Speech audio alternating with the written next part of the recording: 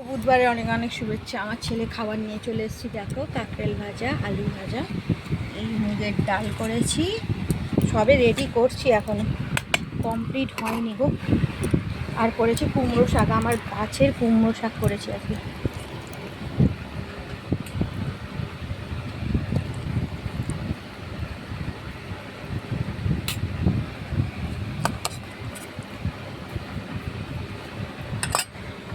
দেখো, আর করেছি কি গো, আচারটা বার করবে?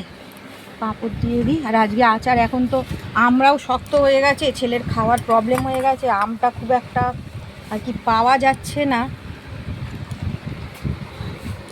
একটু আচার দিয়ে দেবো, ওর বাবাকে বললাম একটু আচার দিয়ে দাও, খাইয়ে দিই। ততক্ষণ আমার ছেলে বসে রয়েছে, ওর বাবা তো এখন এদিকে ঘুরবেও না। না, তোমার কাজ তুমি ফোন করে ওই করতে পারো, বলবে না তাহলে ওই করবে। আচার একদম সামনে বড় কৌটো আছে, তুমি দেখতে পাবে দরজা খুললে। সব কিছু মুখের কাছে দিয়ে দিয়ে এমন হয়েছে না, তুমি নিজে কিছু পাও না। নিচের দিকে তাকাও, একদম নিচে, হ্যাঁ ওই বড় জারটা তুমি দেখতে পাচ্ছ, নাও নিয়ে চলে আসো। এই পাশে রাখো আর এতে বার করো।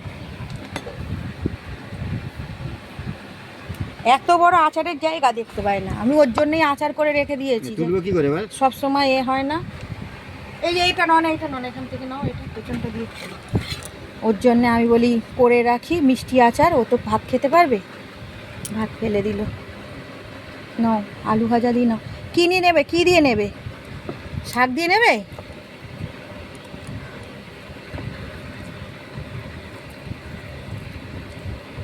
আচার বার করছে তো বাবা, একটু শাক খাও, আমাদের ঘরের শাক।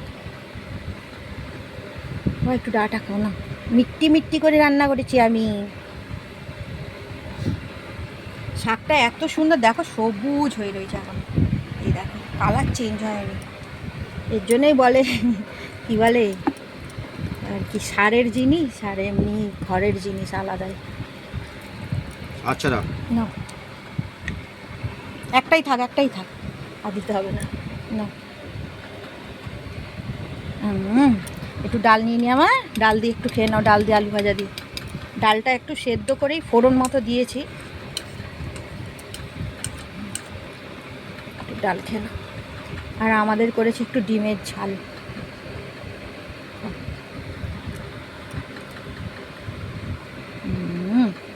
মা ডালটা ভালো হয়েছে মা। একটু পাঁপড় দিয়ে দিই, আচারটা দিবি। আমার বাবা আচার খাচ্ছে না।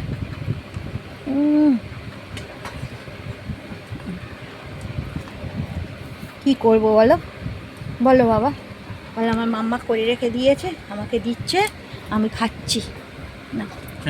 একটু জল খাও। আরে আমার হয়ে গেছে, আসো খাওয়াবে, আসো। সোনা পাখি, এই আমার হাতে খাওয়া হয়ে গেল, এবার ওর বাবা আসুক, ওর বাবা খাইয়ে দেবে।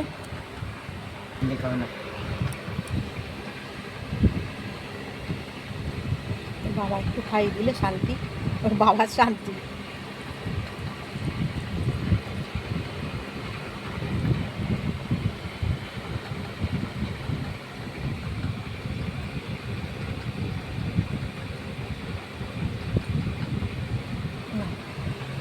রাখছি, তোমরা ভালো থেকো, সুস্থ থেকো।